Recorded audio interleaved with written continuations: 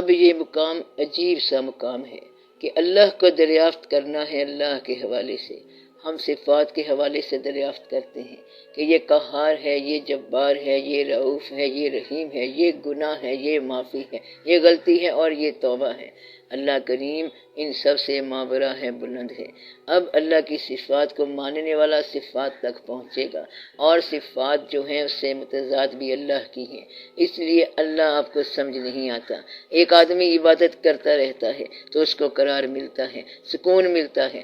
دوسرے کو کچھ حاصل ہوا، 10 روپے مل گئے، عبادت کرنے کے بعد دکان چل پڑی، اس نے بڑی عبادت کی ہے، اور ساتھ والا جو پڑوسی ہے اس کی دکان بغیر عبادت کے چل رہی ہے، اور ہم پر اللہ نے بڑا فضل کیا، پیر صاحب خوش ہو گئے۔ ایک انگریز آتا ہے اور کتنے ہی پیسے وہ پھینک کر چلا جاتا ہے۔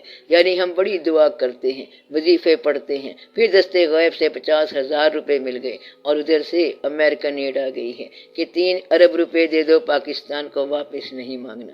ہماری کیفیات میں غوث کا لفظ جو ہے عطا کرنے والے سخی کی بات ہے، اور ہم دیکھتے ہیں کہ امریکہ اور روس والے کافر ہیں اور کروڑوں روپے مفت دے دیتے ہیں کہ آپ کو ایڈ چاہیے، چلو یہ لے لو، 2 ارب روپے فی الحال لے لو، باقی بعد میں دے دیں گے، کوئی مسئلہ نہیں۔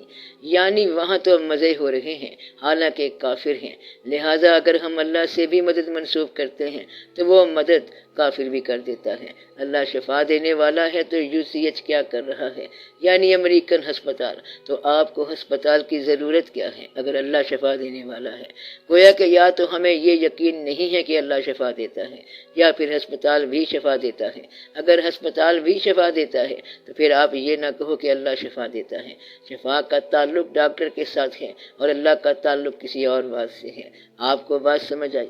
آپ بڑی مشکل سے بچے میڈیکل کالج میں داخل کراتے ہیں، گویا کہ ڈاکٹر بنے گا، شفا ہوگی اور مریضوں کا پیسہ بھی صاف کرے گا اور بیماری بھی صاف کرے گا، یعنی دونوں کام کرے گا۔ جو بھی صفت آپ اللہ کی بیان کریں، کوئی سی بھی آپ بات کریں، وہ صفت کہیں نہ کہیں انسانوں میں پائی جائے گی۔ اللہ ذات جو ہے وہ صفات سے ماورا ہے۔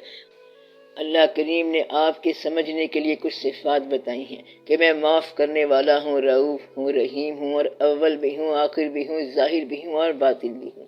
اب ظاہر بھی وہ ہے، باطن بھی وہ ہے، اور اگر ہم اسے اندر سمجھیں تو باہر کون ہے، باہر دیکھیں تو پھر اندر کون ہے، تو پھر اندر بھی وہ ہے، باہر بھی وہ ہے، پھر میں کون ہوں؟ بات تو اتنی رہ گئی کہ اندر بھی وہ ہے، باہر بھی وہ ہے، پھر درمیان میں کون ہے؟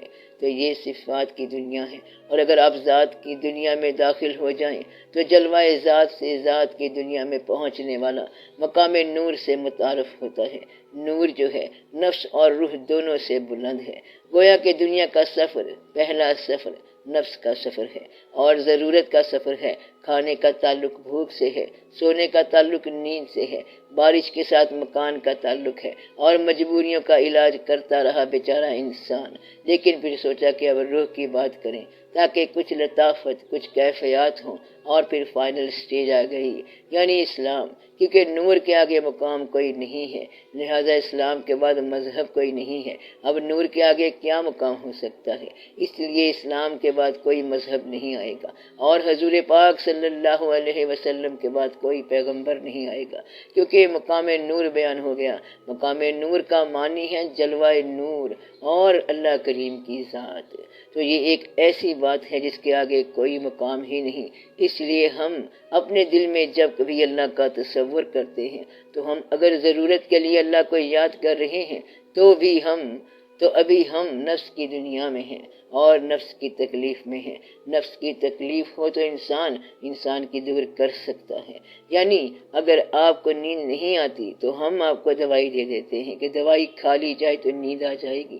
نفس کی بیماری کا علاج انسان کر سکتا ہے، یعنی کوئی دوسرا انسان۔ اگر آپ کے پاس پیسہ نہیں ہے تو کسی بھائی سے مانگ لو، یہ نفس کا علاج ہو گیا۔ چھوٹے موٹے نقائص ہیں یہ دور ہو جائیں گے۔ نفس کا علاج، نفس کی ضروریات، نفس کی مجبوریاں دوسرا انسان ایک انسان کے لیے پوری کر سکتا ہے۔ یہاں پر انسان ہی قادر ہے، یعنی نفس کی دنیا میں۔ نفس کی دنیا میں انسان وہ تکلیف دور کر سکتا ہے کہ جو تکلیف نقصان کا باعث ہے۔ روح کی دنیا میں دعا کی ضرورت ہوتی ہے۔ مثلا ایک انسان کو دوسرے انسان سے محبت ہو گئی اور وہ انسان جو عام لگتا ہے اب ہماری طرف مائل نہیں ہوتا، یہاں پر دعا کی ضرورت پڑ گئی تو وہ انسان جو ہے اس کو باقی انسانوں سے ممتاز بنا رہا ہے کیونکہ محبت ہو گئی ہے۔ اگر سارے بچے زندہ ہیں تو کوئی پتہ نہیں، اور جب اپنا بچہ بیمار ہوا تو اس نے کہا کہ ساری دنیا بیمار ہے۔ اب یہ روح کا رشتہ ہو گیا تو روح کے رشتے میں اپنائیت آ گئی، تو نور کے رشتے میں الہیات آ جاتی ہے۔ بس اللہ کے حوالے سے بات کرنی ہے، دشمنی بھی اس کے حوالے سے اور دوستی بھی اس کے حوالے سے۔ اور نور کا رشتہ جو ہے یہ پھر اور ہی کیفیت ہے، کس کو زیادہ دے دو اور اس کو کم دے دو۔ وہ کہتا ہے کہ ہم دونوں ایک وقت پر آئے ہیں لیکن اس کو زیادہ کیوں دیا گیا ہے؟ تو وہ کہتا ہے کہ یہ فرق تو خدا کی طرف سے ہے، تم نہیں سمجھ سکتے، حالانکہ دونوں اکٹھے آئے، کمرے میں اکٹھے داخل ہوئے ہیں۔ وہ کہتا ہے کہ ایک کو ساری بادشاہی دے دو اور دوسرے کو کہتے ہیں کہ تم پھر کبھی آ جانا۔ اس میں انصاف کی بات نہیں ہوتی ہے بلکہ اس میں مشیت کی بات ہوتی ہے۔ یہی وجہ ہے کہ امیر خسرو جائے تو یہ دل بھر ہو کر باہر نکلے اور باقی لوگ جائیں تو پھر وہ خالی رہ جائیں۔ وہاں اور کیفیات ہوتی ہیں۔ الہیات کے حساب سے نور کی دنیا میں اللہ کا منشا ہے۔ اسلام کے احکامات جو ہیں یہ درمیانے لوگوں کے لیے ہیں تاکہ آپ کی روح درست رہے، آپ صاف ستھرے رہو، ایک ملت بن جاؤ، دنیا میں کامیاب ہو جاؤ۔ یہ تو کوئی کام نہیں کہ مسلمان ہندوؤں پر حاوی ہو جائیں اور ہندو کلمہ پڑھ لیں اور مسلمان ہو جائیں تو اللہ کریم کو کیا فرق پڑا؟ اگر یہی اللہ کا شوق ہو کہ کلمہ سب کو پڑھانا ہے تو اللہ کے لیے کیا مشکل ہے؟ ایک ساتھ میں اللہ ہی اللہ ہے، کوئی انکار کر سکتا ہے کیا؟ یہ ایک بات ہے اسلام سمجھانے کی۔ اصل بات یہ ہے کہ آپ صفات سے نکل کر ذات کے دائرے میں داخل ہوں تو یہ نور ہے، اپنے وجود سے نکلو تو یہ نفس ہے، اور محبت میں داخل ہو جاؤ تو یہ روح ہے، اور اللہ کی مشیت میں چلے جاؤ تو یہ نور ہے۔ وہ لوگ جو اللہ سے ڈرتے رہے غائب میں ان کے لیے مغفرت ہے۔ مقصد یہ ہے کہ اللہ کو دیکھے بغیر ڈرتے رہے کہ ہم اللہ سے ڈرتے ہیں حالانکہ اللہ سامنے نہیں آیا۔ تو وہ لوگ جو اللہ کے سامنے نہ آنے سے ڈرتے رہتے ہیں وہ لوگ اس وقت نہیں ڈریں گے جب اللہ سامنے ہوگا۔ اب ہے ڈرنے کا وقت اور آج اسے ڈر نہیں ہے، کیونکہ غائب میں ڈرنے والا صرف وہی ہوتا ہے جس کو شوق ہو۔ وہ صرف قانونی طور پر تو نہیں ڈرتا اور کبھی اللہ سے چھپ کر اپنا کام کر لیتا ہے، اور جس کو اللہ کا شوق ہو وہ کبھی ایسی بات نہیں کرے گا، ڈرتا رہے گا، اس کا شوق قائم رہے گا تاکہ کہیں ایسا نہ ہو کہ میرا تعلق کمزور ہو جائے۔ وہ ایمان سے آگے کی بات ہے۔ جس طرح سلطان العارفین رحمت اللہ نے کہا، ایمان سلامت ہر کوئی منگدا تے عشق سلامت کوئی ہو، یعنی جو عشق سلامت مانگے، یہ اسلام سے آگے کی بات ہے۔ جہاں عشق جاتا ہے وہاں ایمان کو خبر نہیں ہوتی۔ عشق الہی نور ہے، اس لیے یہ مقام قائم کیا گیا ہے، اور وہ لوگ اللہ سے ڈرتے رہتے ہیں۔ بزرگوں نے ڈر کی دو قسم کی مثالیں دی ہیں۔ سب سیاں رل پانی نو چلیاں تے کوئی کوئی آسی بھر کے، جنہاں نے بھر کے سرتے رکھیا او پیر دھرن ڈر ڈر کے، یعنی سب سہیلیاں مل کے پانی بھرنے چلی ہیں مگر ان میں کوئی بھر کے آئے گی، اور جو بھر کے آئے گی وہ زمین پر احتیاط سے پاؤں رکھ کے چلے گی۔ خوف ان کو ہوتا ہے جن کے پاس مال ہوتا ہے، خوف اس کو ہوتا ہے جس کے پیٹ میں بچہ ہو کہ رفتار اور چال میں احتیاط رکھے۔ مقصد یہ ہے کہ اللہ کریم کی موجودگی جو ہے ایسا خوف پیدا کرتی ہے، اس قسم کا میٹھا خوف ہوتا ہے کہ کہیں ایسا نہ ہو کہ یہ رشتہ میری غلطی سے منقطع ہو جائے، ایسی غلطی نہ ہو، اور وہ ایسی غلطی اس لیے نہیں کرتا کہ کہیں یہ کیفیت ختم نہ ہو جائے۔ باقی کیفیت نفس ہے تو نفس وہی ہے جب مجبوریاں پیش آ جائیں گی، اور روح کی حالت میں مجبوریاں ختم ہو جائیں گی۔ اب اگر شطرنج کا شوق ہو تو مجبوریاں غائب ہو جاتی ہیں۔ اگر انسان مجبوری کا بندہ ہے تو سمجھو کہ نفسانی بندہ ہے بیچارہ، تو وہ کہتا ہے وہاں پر جانا ضرور ہے، دیکھو مجھے دوائی چاہیے تو علاج بھی کر لو اور دعا بھی کر لو۔ وہاں جانا ہے، شادی پر جانا ہے، چاہے ادھار لے کر جائے، تو یہ نفسانی بندھن ہیں، مجبوریاں ہیں۔ اگر مہمانوں کے لیے گھر میں کوئی چیز نہیں ہے تو کسی سے قرضہ لے کر کھانا نہ پکاؤ۔ آپ کے گھر میں اگر کوئی آئے تو جتنا کچھ ہے آپ اتنا ہی کرو، بجائے اس کے کہ آپ ادھر ادھر کی باتیں کرو۔ تو نفس جو ہے یہ مجبوریوں کا نام ہے۔ آپ دیکھو کہ آدمی کی زیادہ دنیا مجبوریوں کی دنیا ہے، نفس کی جکڑی ہوئی ہے، انسان بھاگا جا رہا ہے، آ رہا ہے، جا رہا ہے، صبح سے دوڑ رہا ہے بیچارہ، آگے آگے خواہش ہوتی ہے اور پیچھے پیچھے بندہ ہوتا ہے، کبھی مجبوری آگے آگے بھاگتی ہے اور بندہ پیچھے پیچھے ہوتا ہے، کبھی مجبوری چابک لیے پیچھے آتی ہے اور بندہ آگے آگے بھاگ رہا ہوتا ہے، مجبوری کے ہاتھ میں کوڑا بھی ہے اور یہ بھگاتی ہے انسان کو کہ ادھر جاؤ ادھر جاؤ، پھر وہ سوچتا پھرتا ہے کہ قرضہ دینا ہے، مجبوری ہے، پھر کوئی بات یاد آتی رہتی ہے، یہ سوچنے کی مجبوری ہے، تو مجبوری چین سے نہیں بیٹھنے دیتی، اور یہ ساری نفس کی بات ہے، اگر دوست مل جائے مجبوری بے شک قائم ہو تو چین آ جاتا ہے، مجبوری وہی ہے، غریب ہی ہے، امیر نہیں ہوا، لیکن دوست مل گیا، کہتا ہے جی دوست مل گیا ہے، اب غریبی کا ڈر نہیں، حالانکہ دوست کوئی پیسہ تو نہیں ہے، لیکن وہ کیفیت بدل گئی، اور اگر اللہ کے ساتھ رشتہ ہو جائے تو پھر یہ سمجھ آتی ہے کہ دینے والے نے غریبی دی ہے، اس کا بڑا شکر ہے کہ غریبی اس نے دی ہے، تمہیں امیری جس نے دی ہے، تم امیری کا شکر ادا کرو اور ہم غریبی کا شکر ادا کریں، چٹھی تو ایک طرف سے آئی ہے، تیری چٹھی پر اور لفظ لکھے ہوئے ہیں جبکہ میری چٹھی پر اور حرف لکھے ہوئے ہیں، اس لیے اگر بھیجنے والا ایک ہی ہے تو چٹھی جو بھی آئی ہے شکر کی بات ہے، اس لیے ان لوگوں کو جو منشا آشنا ہو جاتے ہیں،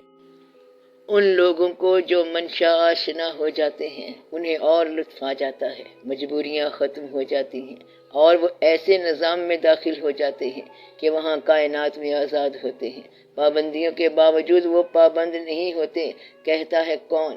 جواب دیا اسرائیل، بسم اللہ جی، تھوڑی سی چائے تو پی لو پھر تمہارے ساتھ چلتے ہیں، مطلب یہ ہے کہ اتنا ہی فرق ہوتا ہے ان کو، اور کوئی لمبی چوڑی پابندی نہیں ہوتی کہ ٹھہر جا کوئی چابیاں اٹھا لوں، کوئی وصیت کر لوں، تو کیسی وصیت اور کیسے نامے، بس وہاں چلے جاؤ کہ وہاں پہلے ہی انتظار ہے، یہ ہوتی ہے نور کی دنیا، اس لیے آدھی دنیا مجبوریوں کی دنیا ہے، نفس کی دنیا ہے، اور کم لوگ ہیں جو وابستگی کی دنیا سے ہیں، وہ روح ہوتی ہے اور مذہب سے تعلق ہوتا ہے، پھر اسلام کے اوپر اللہ تعالیٰ کا فضل و کرم ہے کہ اس میں نور داخل ہو گیا، کہ اللہ کی طرف سے کتاب بھی آئی، روح بھی آئی، یعنی کہ اسلام کے اندر حضور پاک صلی اللہ علیہ وسلم کی محبت جو ہے یہ آپ کو نور آشنا کرائے گی، اللہ کی محبت پابندیاں کرائے گی، اللہ کی محبت جو ہوئی سجدے کر کے ماتھا گھس گیا، بندگی کر دیا متھرا گھس گیا، مقصد یہ کہ ہم میں سے ہر آدمی اللہ کریم کی تابع داری میں ہے، تابع داری میں اس طرح ہے کہ کوئی انسان گھوڑا نہیں بن سکتا، اب انسان ہونے کی مہر لگا دی اللہ نے تو ہم انسان ہی رہیں گے، تابع داری تو ہو گئی، مقصد یہ ہے کہ ہم سارے تابع داری میں ہیں، کہ جب تک انسان انسان ہے وہ تابع داری میں ہے، کوئی آدمی اپنے قد سے باہر نہیں نکل سکتا، اس طرح وہ تابع داری میں ہے، کوئی آدمی نیند ترک نہیں کر سکتا تو یہ تابع داری ہے، کوئی انسان بچوں کی محبت سے گریز نہیں کر سکتا، یہ تابع داری تو فطری طور پر ہر انسان میں ہے، اب اس کے بعد مذہب کی کیفیت پیدا ہوئی، فطری طور پر ہر آدمی اپنی ضروریات کا غلام ہے یا مجبوریوں کے ماتحت ہے، مجبوریاں فطری ہوں، مجبوریاں دنیاوی ہوں، سماجی ہوں، معاشرتی ہوں، چاہے سیاسی بھی ہوں، مجبوری جو ہے وہ بے بس کرتی ہے، ہر انسان کو مجبوریوں کی بے بسی ہے، مثلا آپ کو کیا مجبوری ہے؟ نیند آئے گی تو آپ سو جائیں گے، بستر تلاش کریں گے، کیا کر رہے ہو؟ بس جی مصیبت بن گئی، کیا مصیبت بن گئی؟ جی نیند آ گئی، پھر کھانا تلاش کر رہے ہیں، بھوک لگ گئی ہے، یہ بھی مجبوری ہے، اس طرح انسان مجبوری میں چیزیں تلاش کرتا پھر رہا ہے، پھر کبھی چڑیا کو آپ دیکھیں وہ چڑیا ڈھونڈتی ایک تنکا تلاش کر رہی ہے، تنکا کس لیے؟ اس سے آشیانہ بنے گا کیونکہ انڈے دینے کا وقت آ گیا، مطلب یہ کہ ان کی اپنی مجبوری ہے، آشیانہ بنانے کے بے شمار طریقے ہیں، ہر پرندے کے الگ الگ سسٹم ہیں، یعنی یہ مجبوریاں فطری طور پر ہیں کہ بچھو کو ڈنگ دیا گیا ہے اور کسی کو آواز دی گئی ہے، کوئل کو بہت اچھی آواز دی گئی ہے، سانپ کو اور کام دیا گیا ہے، پرندوں کو اور کام دیا گیا ہے، بلند پرواز کو بلند پرواز دی ہے، شاہین سے اگر آپ یہ کہیں کہ یہ چیز کھا لے اور اڑنا بند کر دے تو وہ کہے گا کہ کھانے کا میں نے کیا کرنا ہے، وہ بس پرواز کرتا رہے گا چاہے بھوکا ہی رہے، کیونکہ پرواز اس کی فطرت ہے، شیر سے کہا جائے کہ تو گھاس کھا لے تجھے فلاں چیز بھی ساتھ دیں گے تو وہ کہے گا کہ گوشت کھاؤں گا، ورنہ کچھ نہیں کھاؤں گا۔ مطلب یہ کہ یہ مجبوریاں ہیں، زندگی کی مجبوریوں کو پہچاننا یہ نفس کی پہچان ہے۔ کیا آپ بات سمجھ رہے ہیں کہ نفس کی پہچان یہ ہے کہ کون سا انسان کس مقام پر جسم کے تقاضوں سے کیسے بے بس ہو گیا۔ جسم کیا ہے؟ روح اور مادہ کا امتزاج۔ جسم کے تقاضوں میں فطری محبت بھی ہے، ماں باپ کی محبت بھی ہے، اولاد کی محبت بھی ہے، کھانا بھی ہے، دوسری ضرورت بھی ہے، مکان بھی بنانا ہے۔ تو یہ سارے کا سارا کاروبار فطری ہے اور یہ سارا نفسانی ہے۔ اب جتنا کاروبار سیکولر ہے، لا مذہب دنیا کا سارا کارخانہ جو ہے، یہ سارا عرفان نفس ہے، جس میں اسپیس کو دریافت کرنا، چاند پر جانا، سائنس کو دریافت کرنا، زمین کی پہنائیوں میں جانا، یہ ساری زولوجی، باٹنی، سائنس، ساری سوشل سائنسز، نفسیات، فلسفہ، وجودیت، موجودیت، یہ سارے کا سارا نفس ہے۔ اس میں کسی حوالے کی ضرورت نہیں ہے۔ انسانی ذہن کی رفتار ہر رفتار سے زیادہ ہے، ہر رفتار سے اس طرح زیادہ ہے کہ ابھی میں سوچ رہا تھا کہ ایفل ٹاور کہاں ہے، اور پھر میں نے کہا آپ یہ بتاؤ کہ تاج محل کہاں ہے۔ ایفل ٹاور کدھر اور تاج محل کدھر؟ منٹ نہیں لگا ذہن کو، ذہن وہاں چلا گیا اور پھر ذہن یہاں چلا گیا، یعنی پہلے پیرس چلا گیا، پھر آگرہ چلا گیا، اب ذہن جہاں مرضی چلا جائے۔ میں چمن میں چاہے جہاں رہوں، میرا حق ہے فصل بہار پر۔ تو ذہن ہر جگہ جا سکتا ہے۔ ذہن کی پرواز اور ذہن کا سفر لامحدود ہے۔ کوئی انسانی غم کسی طرح کا ہو، آنسو ایک جیسے ہیں۔ کمال کی بات تو یہ ہے کہ کل تو تجھے چوٹ لگی تھی اور تو رو رہا تھا، اور آج تجھے کوئی اور تکلیف ہوئی تو رو رہا ہے۔ کہتا ہے کہ تکلیف جس طرح کی ہو، رونا میں نے اسی طرح ہے۔ آپ بات سمجھ رہے ہیں؟ یعنی رونا جو ہے ہر طور پر غم کا باعث ہوگا۔ مطلب یہ کہ انسان کی آنکھ نے رونا ضرور ہے، اور مذہب والے ہوں یا لا مذہب ہوں، سب کی آنکھ میں آنسو یکساں ہوں گے، اور روتے ہوئے شکل تھوڑی سی خراب ہو جاتی ہے۔ تو یہ سارا نفس ہے، اور کہکہا لگانا بھی نفس ہے، دوڑنا نفس ہے، آرام کرنا نفس ہے، کسی کے ساتھ نیکی کرنے کی فطری خواہش، بدی کرنے کی فطری خواہش، شہر چھوڑنے کی خواہش، شہر بسانے کی خواہش، سفر کرنے کی خواہش، مقیم رہنے کی خواہش، یہ سارا ہی نفس ہے۔ یہ زمین کا جتنا کارخانہ سجایا گیا ہے، یہ سارا نفس ہے۔ پھر کہتے ہیں کہ اب اس کمبینیشن کو چھوڑ کے دیکھو اور کبھی روح کا زیادہ خیال رکھو۔ پھر لوگوں نے کیا کام کیا؟ جسم کو لاغر کر کے دیکھا۔ یہ دیکھنے کے لیے جسم کو لاغر کیا کہ گھوڑا اگر نہ ہو تو کیا سوار چل بھی سکتا ہے؟ تو جسم کو لاغر کیا، پھر سوار کو دیکھا تو مضبوط تھا۔ اب یہ روح کی دنیا ہے، یعنی جسم کو لاغر کر کے دیکھا، جسم کو کمزور کر کے دیکھا، فاقہ کر کے دیکھا، تو پھر اندر طاقت محسوس ہوئی، روح کی طاقت محسوس ہوئی۔ اگر روزے رکھو یا فاقہ کرو تو روح کے لیے تقویت ہوگی۔ کم سونا شروع کر دو، روح میں تقویت ہو جائے گی۔ کم بولنا شروع کر دو، روح میں تقویت ہو جائے گی۔ سارے پٹ بند کر دو، یعنی وجود کے جتنے بھی سوراخ ہیں، سارے دروازے جو ہیں سب کو بند کر دو، یعنی جتنے بھی اپرچرز ہیں سارے بند کر دو، جسم کے دروازے بند کر دو، تو پھر آپ کو نرنجن خود بخود ہی آئے گا۔ کیوں نہیں ہوگا؟ اگر آنکھ بند رکھو، بینائی قائم ہے مگر آنکھ بند ہے تو نظر آنا شروع ہو جائے گا۔ سماعت قائم ہے مگر کان بند ہے تو سنائی دینا شروع ہو جائے گا۔ جب سنائی دینا شروع ہو جائے گا، پھر کان بند کرنے کے باوجود بھی سماعت قائم ہوگی۔ یہ سارا روح کا کام ہے۔ تو روح کی دنیا جو ہے وہ جسم کے افعال کو، اقوال کو ایک اور انداز سے پہچاننا ہے۔ نفس کو پہچاننے کے لیے جب انسان روح کی دنیا میں آتا ہے تو پھر نفس کو ڈکٹیٹ کرنا شروع کرتا ہے۔ ڈکٹیٹ کا معنی حکم لگانا۔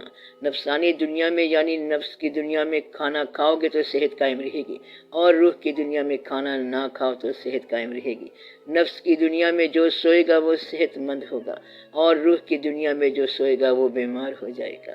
یہ جو ہنسنا ہے یہ انسانی صحت کے لیے نفس کی دنیا میں بہت ضروری ہے۔ روح کی دنیا میں کم ہنسے گا، بلکہ ہنسے گا ہی نہیں۔ اللہ کا فرمان ہے کہ وہ کم ہنستے ہیں اور روتے زیادہ ہیں۔ گویا کہ نفس کی دنیا اور پیمانہ ہے اور روح کی دنیا اور پیمانہ ہے۔ یہ پرانے مذاہب اسلام سے پہلے کے مذاہب روح تک، روح کے اعلانات تک آئے۔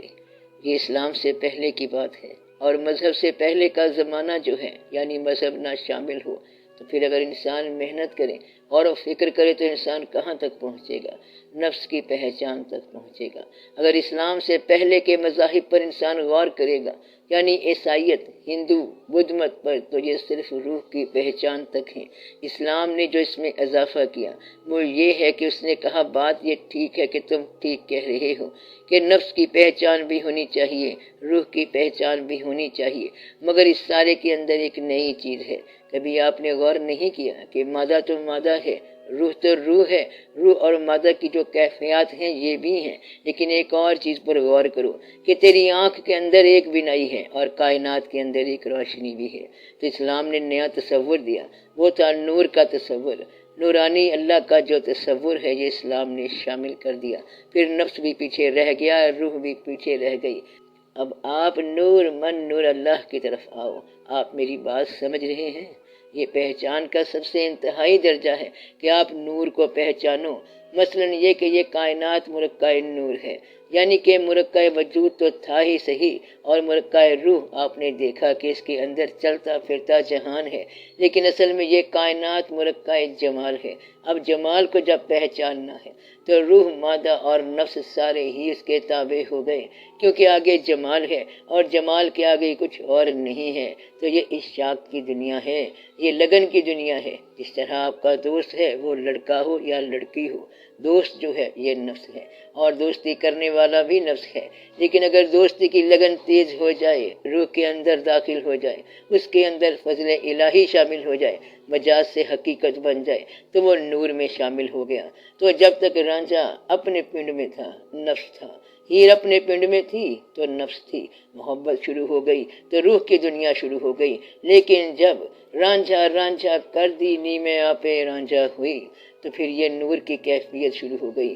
گویا کہ جب نور کی کیفیت شروع ہو جائے وہاں مقام اور ہو جاتا ہے، فنا بھی پیچھے اور بقا بھی پیچھے۔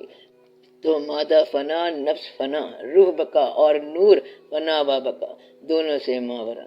اب آپ کو بات سمجھ آنی چاہیے کہ ہم جب تک اللہ کی صفات کی پوجا کرتے ہیں تو ہم زیادہ سے زیادہ بقا کی پوجا کرتے ہیں، بقا سے ماورا کی طرف ہم نہیں جا سکتے۔ ہم صفات مان رہے ہیں کہ اللہ کریم کو رازق ہونے کی حیثیت سے مانا کہ مجھے رزق مل گیا، اللہ کریم کی بڑی مہربانی ہو گئی۔ اگر آپ اس سے بلند ہو کر دیکھو تو نور کا مقام ہے، جہاں نہ رزق ہے، نہ لینا ہے، نہ دینا ہے، یہ تو نور کی کیفیت ہے۔ اللہ تو اللہ ہے، اللہ جو ہے یہ مذہب سے بلند ہے۔ اللہ نے آپ کے لیے اسلام رکھا، آپ اسلام میں رہو، کیونکہ آپ کو حکم میں رہنا ہے، آپ کے لیے یہ اسلام کا حکم ہے۔ لیکن اسلام کے علاوہ بھی کائنات ہے۔ اب چاند مسلمان ہے کہ کافر؟ آپ بتاؤ۔ چاند نہ مسلمان ہے نہ کافر ہے۔ اب اگر چاند سے محبت ہو گئی ہے تو آپ چاند میں مست ہو گئے، آپ نہ کافر رہے نہ مومن رہے۔ سورج سے محبت ہو گئی، نہ آپ کافر رہے نہ مومن رہے۔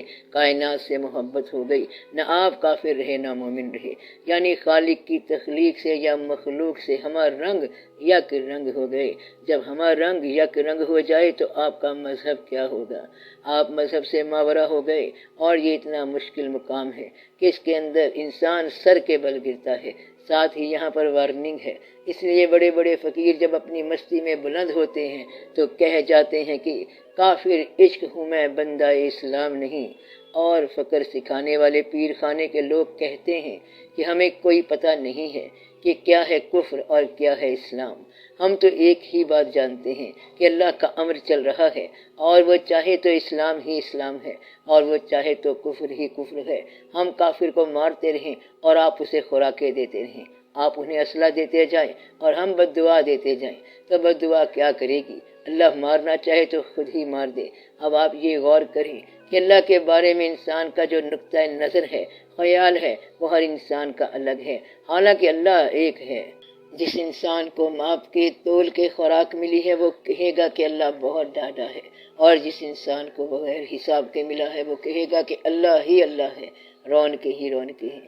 یہ اس لیے کہ اسے بغیر حساب کے ملا ہے۔ اب جس آدمی کو شکل خوبصورت ملی ہے وہ کہے گا کہ اللہ بڑا سخی ہے، اگر شکل میں ذرا کمزوری ملی ہے تو وہ کہے گا کہ اللہ کریم پتہ نہیں کہ کیا کیا کرتا رہتا ہے، اور اگر اس شکل کو چاہنے والا مل جائے تو ساتھ ہی اسی شکل کا شکر ادا کرتا ہے۔ اس لیے اللہ کریم نے ایک بات بتائی ہے کہ دین کی پابندی میں یہ دین کے مقامات ہیں، اور اللہ آپ ان مقامات سے بلند ہے کہ ہمارا منہ خانہ کعبہ کی طرف ہے اور اللہ تمہارے دل میں۔ اور اگر یہ بات ہو کہ مومن کا دل عرش اللہ ہے تو پھر آپ دل کی دنیا میں داخل ہوئے، پھر آپ باہر کے مسافر تو نہ رہ گئے بلکہ آپ تو اندر کے مسافر ہو گئے۔